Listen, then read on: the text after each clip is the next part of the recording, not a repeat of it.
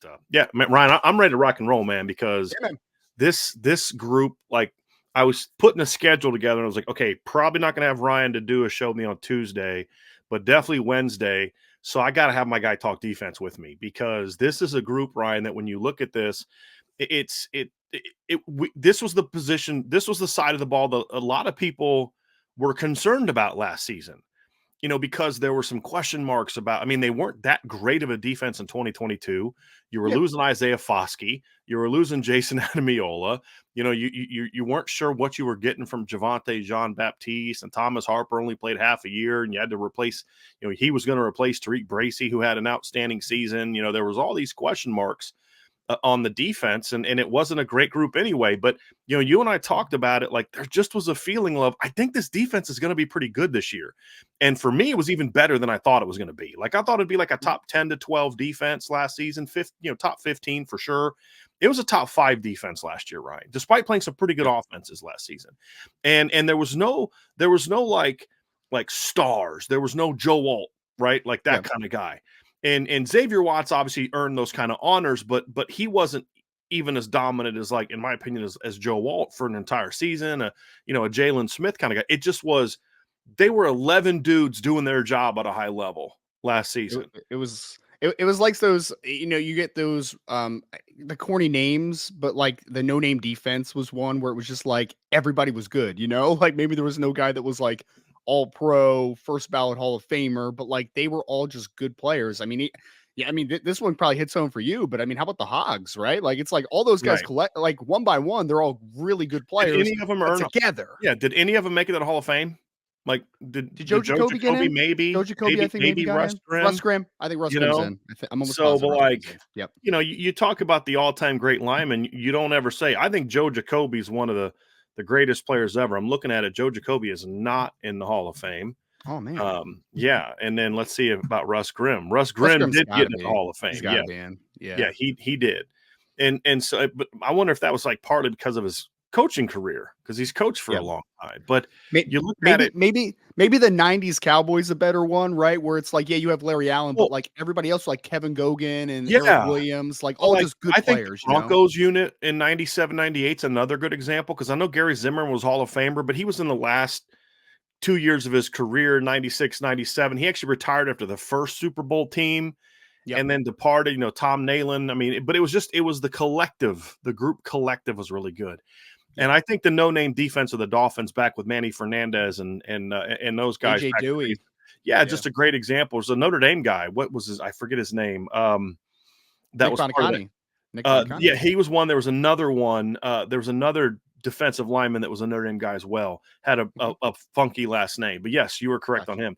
But it's to your point, though, Ryan, there were excellent players, right? I don't want to take anything away from Howard Cross and Javonte Jean-Baptiste, and of course Benjamin Morrison and Cam Hart and Xavier Watts. But what I'm saying is, like, there was Bob Kuchenberg. That's who Kuchenberg. Kuchenberg. Yep. But there was nobody that was like Kyle Hamilton, right? Jeremiah Wusu-Koramoah. Sure. Xavier Watts didn't really burst onto the scene. No, who outside of Notre Dame knew who Xavier Watts was until the USC game, which was like Game 7, right? Oh. He knew he was playing well, but he kind of burst into the scene at that point in time. And that's kind of my point, is like, it was what made it so good is that they were just this is your job. Xavier, we need you to be a playmaker. So he was a playmaker. DJ Brown, we just need you to do your job every single snap. And he did his job, and JD, we need you to, you're not going to have 130 tackles, but we need you to make sure that everybody's lined up so guys can get where they need to get to. It was, Javonte Jean-Baptiste comes in. He wasn't a star. He wasn't as dominant as we've seen from guys in the past, but he just did his job, produced. And at the end of the year, like, dude had 10.5 tackles for loss and 5 sacks. Like, that was a pretty good year, and that's what made it so good, Ryan. And so then you transition into 2024. You lose J.D. Bertrand. You lose Maris Leofau.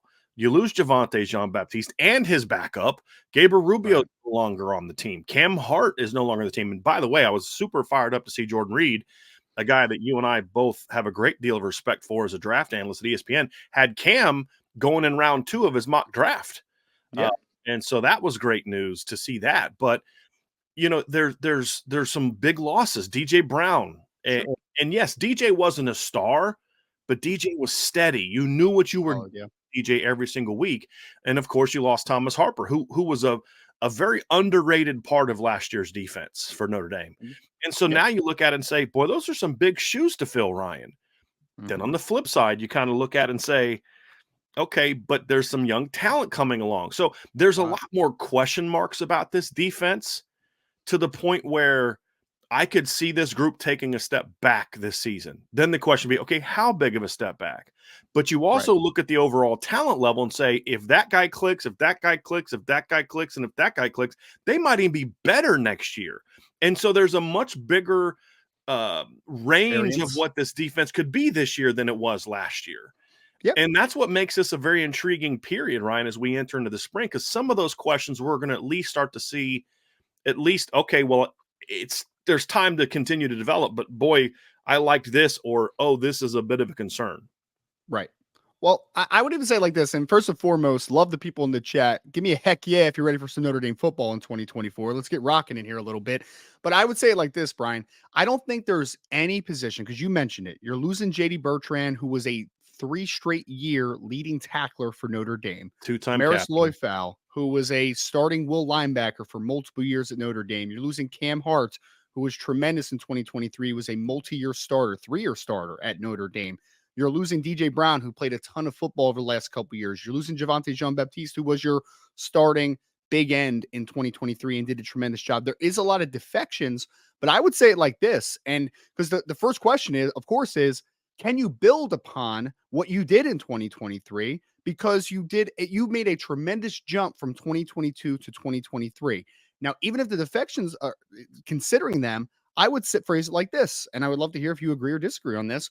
But no position in 2024 is going to take a step back from a talent level perspective Yes. from the 2023 season. Yes, you lose JD, but you probably got an upgrade from a talent perspective. Now, it's not all about talent. Experience matters, right? Dependability matters. Understanding the scheme matters. But ultimately, middle linebacker, will linebacker, I think that you're going to be as talented in both areas, if not more talented, I would say. The one safety spot opposite of Xavier Watts is going to be more talented in 2024 than it was in 2023.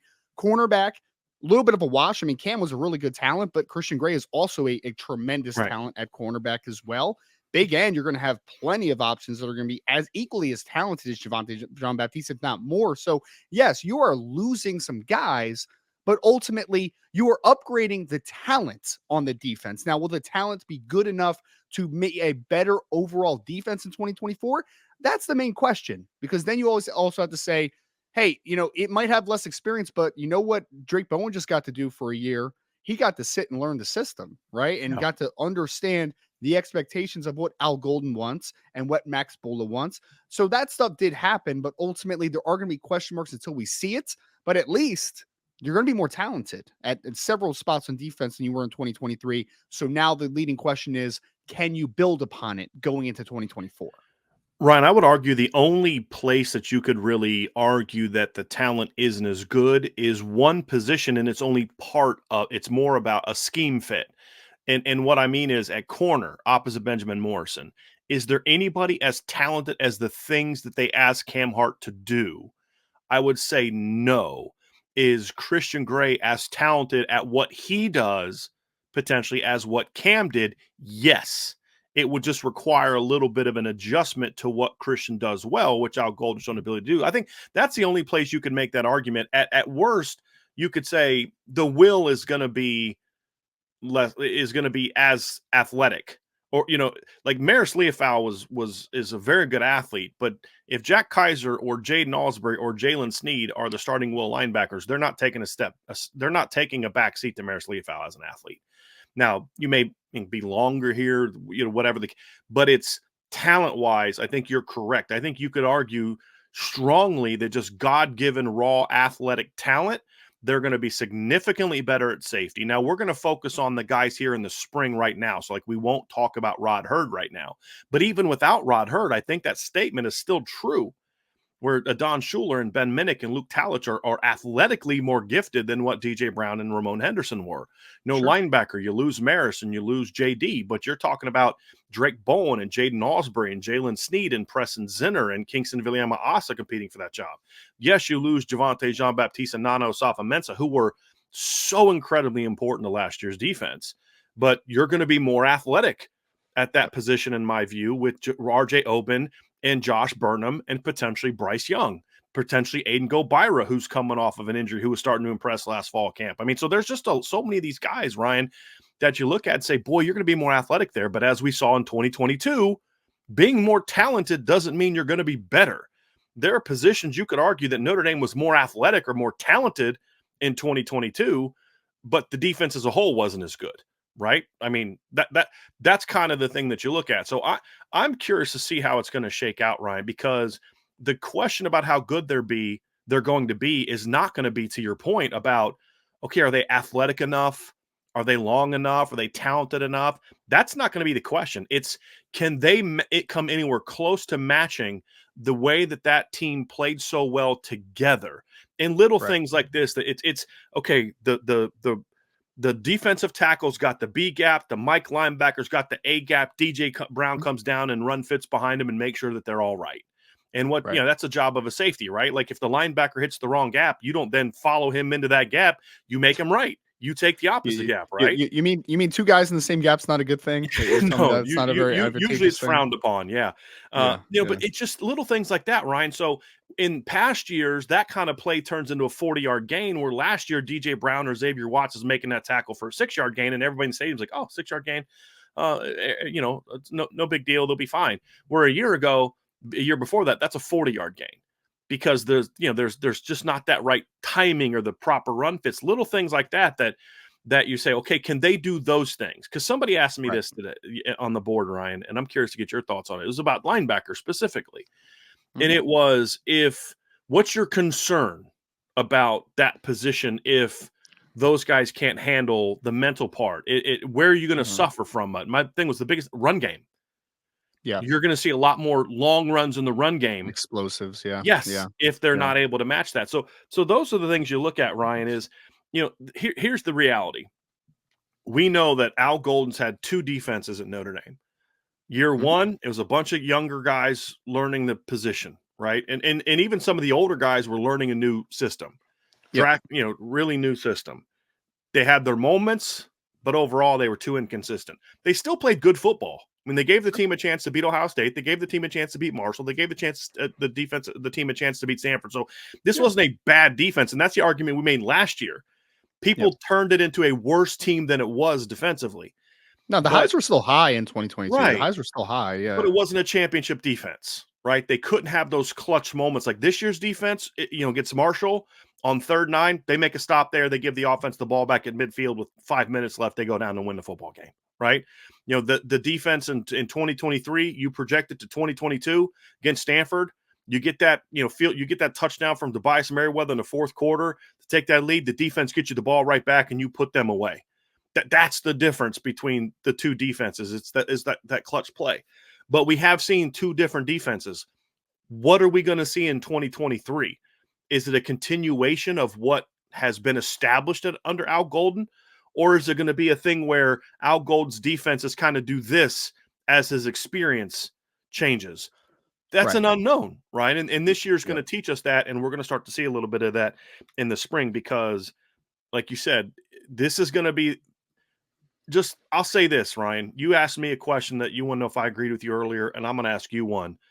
Yep. I think just looking at this team, all 11 positions, top of the depth chart to bottom of the depth chart, this is Notre Dame's most talented football team defensively since 2015 of guys that we expect to play. Because if you think about that 2015 defense, just talent-wise, there are some dudes running around that football field. You had NFL corners, you had NFL linebackers, you had your entire defensive line played in. And I think you could make a case that if you include depth, it's even better, because, instead of Joe Schmidt at middle linebacker, you're going to have Drake Bowen. Those type of things. You're going to be better at corner. You're going to be better at the other 2 linebacker spots. You're not going to have a Jalen Smith.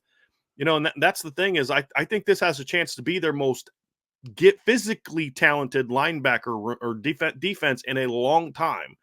The question is, will the athletic talent and will the technical talent, the Right. mental talent, meaning picking up the defense, being consistent, doing your job snap after snap, will that be able to match the physical talent?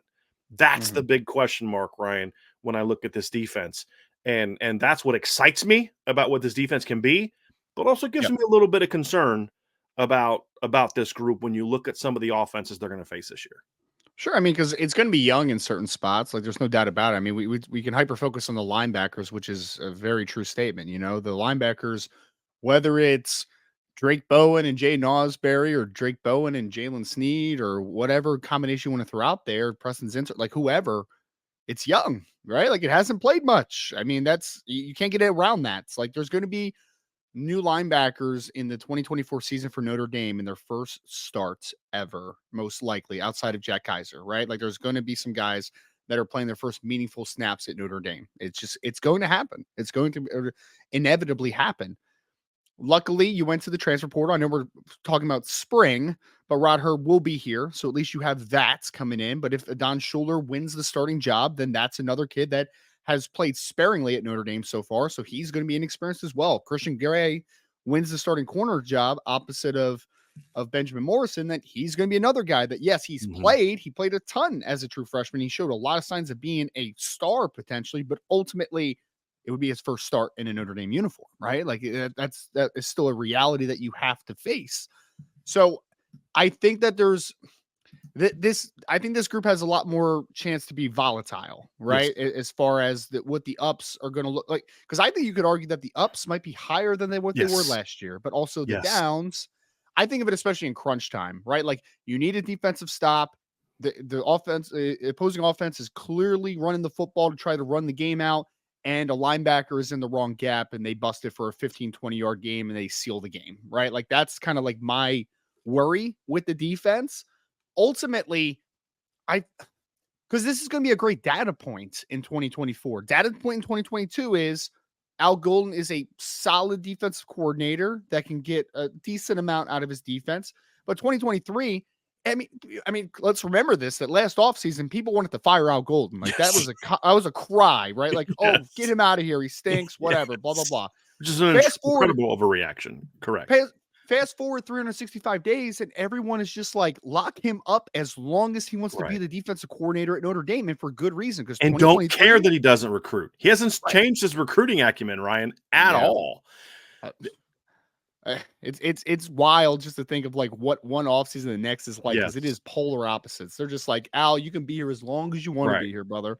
But ultimately, we have one okay year and we have one great year. Right. And we have to see, is that because it was building up to sustainability, or is it going to be that topsy Right. turvy roller coaster? Was it about Because the experience, Ryan? That's the right, question. Was he able right, to get away with was his coaching style able to get away with certain things because he had so right, many veteran players? I mean, if you think about the starting lineup last year, you had a sixth-year senior at defensive end, a fifth-year senior at nose, and two true seniors at three technique and Viper.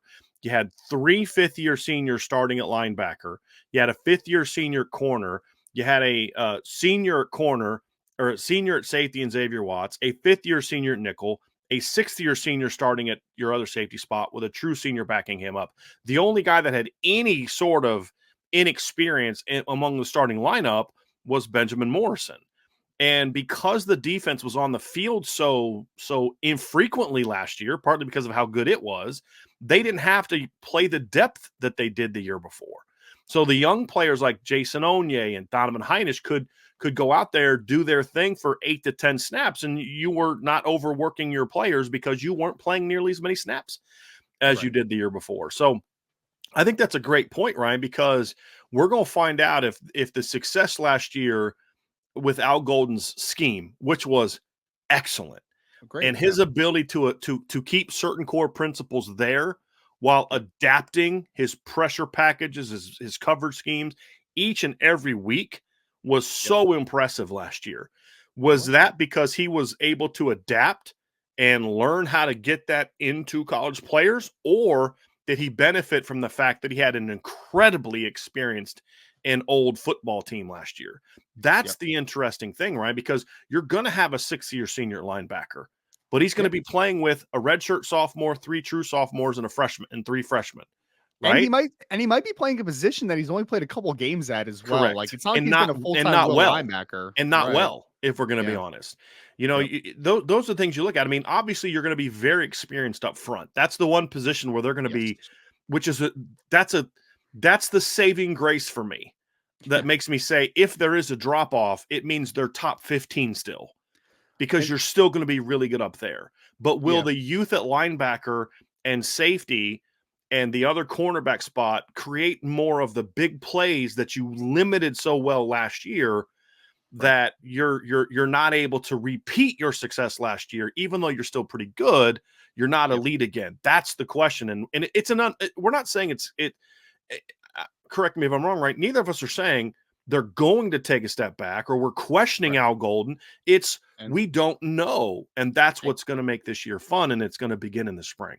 and yeah, but nobody's going to know the answer to that question either in the spring, right? Like, you might start to get a little bit of a glimpse to one way or the Yeah. other of like, hey, this is sustainable. This probably isn't. There's some work to do this off season. Like, all those things are going to be kind Yes. of topsy turvy and back and forth a little bit. Just to add to that, as we move on, to the next topic in a second, I would just say it is comforting because you mentioned it to have your two starting defensive tackles back who are both very good and were very good in 2023, especially Howard Cross, and have your starting safety behind these linebackers as well. Because linebackers is your most inexperienced group right now. That Yes. is the group that you look at and say, there's going to be volatility there. Well, good thing is experience in front of him and experience behind him with Xavier Right. Watts. So I think that's a little bit comforting, especially when Right. Rob Hurd gets here And this offseason as well. do I think Jack Kaiser can be a full-time every down inside linebacker? No. Do I Yeah. think Jack Kaiser can be a great leader to that young group? Oh, yeah. Oh, yeah. Absolutely. And Yeah. that's going to be huge. Just a little something. I've heard from a couple sources too is one of the things that I think could benefit this linebacking core this year is I was told that JD Bertrand spent all of last season grooming the younger players, especially Drake I, Bowen. I believe it. That's what I Yeah. was told. I was told that Yeah. JD like knew that it, that's what that's what captains are supposed to be about. It's not just it's Yeah. different in the NFL, right? Like I heard Joe Montana get an interview one time. He's like, my job was not to help Steve Young out. My job was to keep him where he is, which is on the bench. It's a Brett Favre different. said the same thing about Aaron Right, right, Rodgers, which right? is Yeah, totally yeah, fine. It's totally, yeah, but in college, hey, I'm done after this year. You know what I mean? And right. my job is to keep this tradition going at this position, and that's Yep, something that the offensive lineman took great pride in. Ronnie Stanley took great pride in making sure that Liam Eichenberg was ready to kind of step into that role when he left, and Liam did the sure. same. Or excuse me, not Liam, Mike McGlinchey. And then Mhm, McGlinchey did that with Liam Eichenberg. And then, Robert Hainsey did that. Quentin Nelson took a lot of pride in that. Alex Bars took a lot of pride in that. And so I've been told that one thing that should benefit this group is that JD Bertrand spent a lot of the year when he could. I mean, he had to focus first on his doing his job, but that he took Drake Bowen and Jaden Osbury, especially under his wing, and mhm. was like, hey, I need to make sure you guys are ready if your number's called. And I think that's something that could benefit them, Ryan, to a great degree. But at the end of the day, we'll see certain things this spring that'll give Yep. us a glimpse. If Yes, the offense is ripping off a lot of big plays, that's going to be a cause for concern, but it doesn't mean it's going to necessarily go into the fall. right. And so it's And about where are you on the growth process. And in right, fact, I actually kind of hope that the offense is able to have some really good days like that, because sure. it can kind of open up the, hey, look, you can't rest on the laurels of what was before you. You got to go earn your own thing. And Yep, sometimes success can breed complacency. yep. And if the offense is as good as we hope this season, and we see that at this offseason, then it's going to test them. Because one of the things I talked about in some of my articles and some of the focus I talked about, and I'm going to talk about even more in some of my notes is we're going to know during the spring a lot about this offensive line. Mhm. Why? Because they've got to go against Howard Cross and Riley Mills and RJ Oben and Josh Burnham and Jordan Batalho and guys like that, Bubakar every day. Same thing with the receivers. If Chris Mitchell's making plays this spring, that means he's going to be pretty good. Same Great. thing with Yeah. Deion Colsey and Jaden Thomas and because they got to go against Benjamin Morrison and Christian Gray and Jaden Mickey every day. Same thing with your slots. If they're making big plays, hey, that's pretty good because they're going to get some really talented linebackers and safeties. So it's the same thing is true more so this year for the defense than it was a year ago. And now it's like, okay, if the corners are going to be tested more this offseason than they were last year, in my opinion. Sure. The defensive line is not going to be tested as much as they were last year because from an experience standpoint, but like Howard Cross is going to be going against a more talented player now every day in Ashton Craig and Billy Schrouth than he was a year ago going against Zeke Correll. So technique needs to be on par every single day to be able to beat those athletic interior offensive linemen. Same thing on the edge. Like, yeah, Charles Jagasaw is not Joe Alt, but you're not going against a stiff either. You're going to have to use your experience is going to have to carry the day. If you're going to beat him, it's going to be because of your experience. It's because of the technique you're using, the overall pass rush package. And that's the thing that I think we're going to see a lot more of. Defense has some great days. Offense has some great days, more back and forth this spring, which I think is going to be good for the defense. Because I actually think that's something that hurt them a little bit early last year, Ryan, is because as we found out, the offense wasn't as good as we hoped it would be in certain spots. And I think it took the defense a little while to kind of figure out who they were. And then once they did, they were really good. So that's going to be and then finally, how does Al Golden adapt? I guess we'll probably hold off on that one for the next period. But that's going to be an interesting part of it too, Ryan. Yeah, we'll definitely get into that. And obviously, you want to also see just progression throughout the spring, right? Like you want the end of spring to look a whole lot different than where you started out. And so we're going to hope for that linear progression throughout the spring. But folks, we're going to get into these key storylines for the spring coming up next. If you were with us for the buy, sell, hold segment we did a couple weeks ago, we talked a lot about the storylines that we were interested in seeing going in to the 2024 spring practice session. So we're going to get into some of those defensive side of the ball, obviously. So before we do, though, if you could just please, if you're listening to us live on YouTube, hit that like button for us. Make sure you subscribe to the podcast. Hit that notification bell so you know when the next show is coming up. Also, if you're listening to us after the show or during it, I guess, and you want to go to a favorite podcast platform, whether that is Apple, Spotify, or anything else in between, 5-star reviews are very much appreciated. You also go to boards.irishbreakdown.com, all the latest recruiting and team intel. You're definitely want to be on that because as we have obviously that practice availability, Brian will be dropping all the nuggets to you guys first and foremost before it's out in the Twitterverse or any other verse that you guys frequent for your information. So make sure boards.irishbreakdown.com. We're going to get the storylines next here on the Irish Breakdown podcast.